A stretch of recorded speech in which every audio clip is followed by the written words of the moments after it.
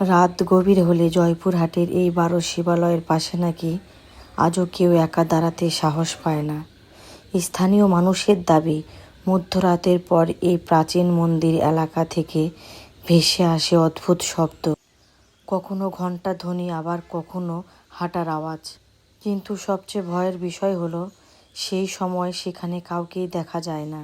বন্ধুরা, আজ আমরা চলে এসেছি জয়পুরহাটের রহস্য ঘেরা ঐতিহাসিক 12 শিবালয়ে, যে জায়গাটি শুধু ইতিহাসের জন্য নয়, বরং নানা অজানা গল্প আর ভয়ঙ্কর কাহিনীর জন্যও পরিচিত।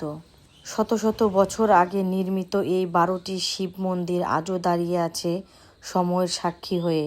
স্থানীয়দের মতে এই মন্দিরগুলো এক সময় জমিদার পরিবারের বিশেষ পূজার স্থান ছিল।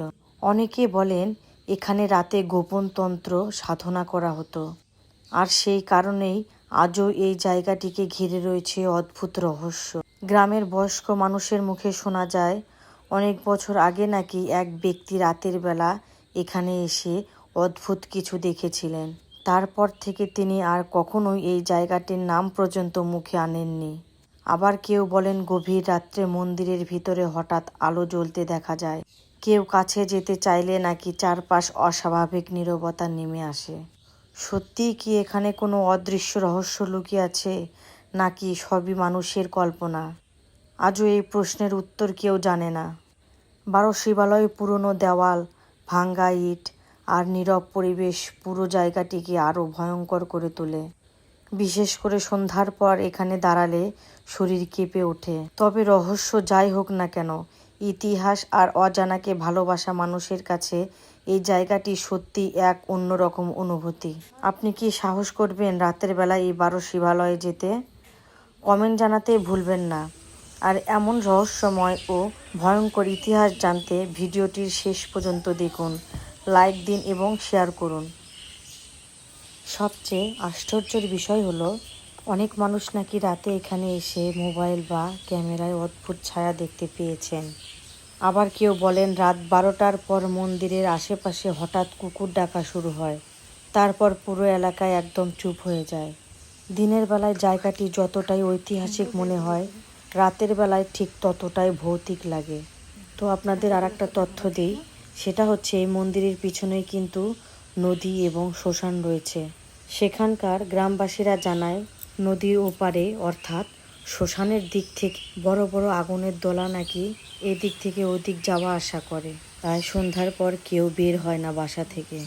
জয়পুরহাটের 12 শিবালয় নিয়ে এমন কিছু গল্প আছে যেগুলো গ্রামের মানুষ আজও প্রকাশ্য বলতে ভয় পায়। শোনা যায় বহু বছর আগে এই মন্দিরের পিছনে নদীপথ দিয়ে নাকি সাধুরা গোপনে আসা যাওয়া করতেন। রাতভর চলত পূজা, ধ্যান আর অদ্ভুত কিছু গোপন আচার। স্থানীয় বৃদ্ধদের মতে তখন এই পুরো এলাকায় ঘন জঙ্গলে ঢাকা ছিল। মানুষ দিনের বেলাতে একা এখানে আসতে সাহস করত না। সবচেয়ে অদ্ভুত বিষয় হলো, 12টি মন্দিরের মধ্যে কয়েকটির দরজা নাকি এমনভাবে তৈরি করা ছিল যাতে নির্দিষ্ট সময়ে সূর্যের আলো সরাসরি শিবলিঙ্গের উপর পড়ে।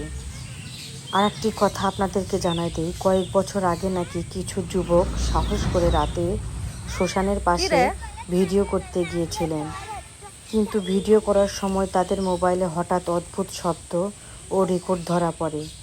পরে সেই ভিডিও নাকি তারা আর কাউকে দেখায়নি। নদীর পাশে দাঁড়ালে এখনও পুরনো পোড়া কাঠ আর ধূপের গন্ধ পাওয়া যায় বলে অনেকে দাবি করেছেন, যদিও সেখানে তখন কোনো মানুষ থাকে না। আর একটি রহস্য হলো, বর্ষার সময় নদীর পানি বাড়লে মন্দিরের আশেপাশে মাঝে মাঝে পুরনো ইট বা ভাঙ্গা পাথর ভেসে উঠতে দেখা যায়। স্থানীয়রা মনে করেন মাটির নিচে এখনও লুকিয়ে আছে আরও প্রাচীন স্থাপনার অংশ। এই জায়গাটায় গেলে একটা অদ্ভুত অনুভূতি কাজ করে। ইতিহাস, রহস্য, নদী, শ্মশান আর পুরনো মন্দির সব মিলিয়ে জয়পুরহাটের 12 শিবালয় সত্যি বাংলাদেশের সবচেয়ে রহস্যময় স্থানগুলোর মধ্যে একটি। তো ভিডিওটা কেমন লেগেছে আপনারা অবশ্যই কমেন্টে জানাবেন এবং লাইক, কমেন্ট, শেয়ার করে দিবেন। আর এই রকম রহস্যময় ভিডিও দেখতে আমার ভিডিওটা অবশ্যই সাবস্ক্রাইব করে দিবেন। সবাই ভালো থাকবেন, সুস্থ থাকবেন।